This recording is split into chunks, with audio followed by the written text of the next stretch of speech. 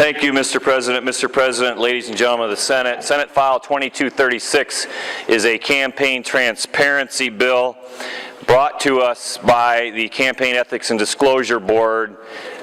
Periodically, they come to the legislature and ask us to make changes based on their experiences over the last year. And there have been a number of changes in campaign finance. Some related to Citizens United, some related to the ability of other organizations to have dual missions, both campaign speech as well as education. The two most important provisions in the bill that I think are the biggest changes that senators need to be aware of is a provision that under our issue advocacy statute, currently only 527s are required to report to the board.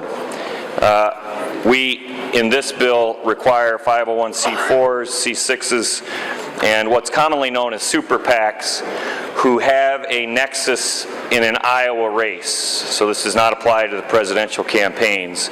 A nexus to an Iowa race as defined in our code.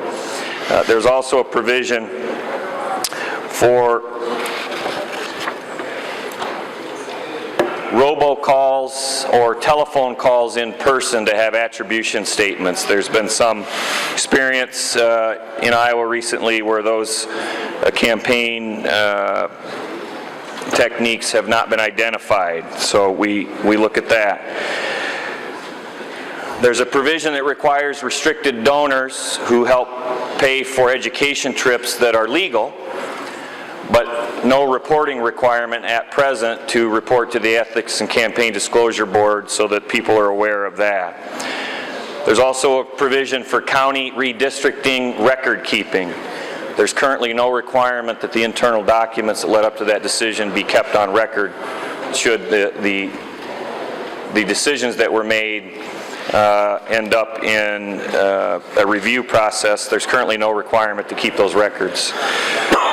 And then finally, there's a provision on independent expenditures directly for or against a candidate to disclose all contributions related to that activity. The director has identified a loophole in the current law where we allow for contributions that are not directly related to the communications to be not disclosed, and this is seen as a loophole that has been exploited. You should know all the provisions of this bill apply broadly. So we use the term person because in the Iowa Code that includes all legal entities.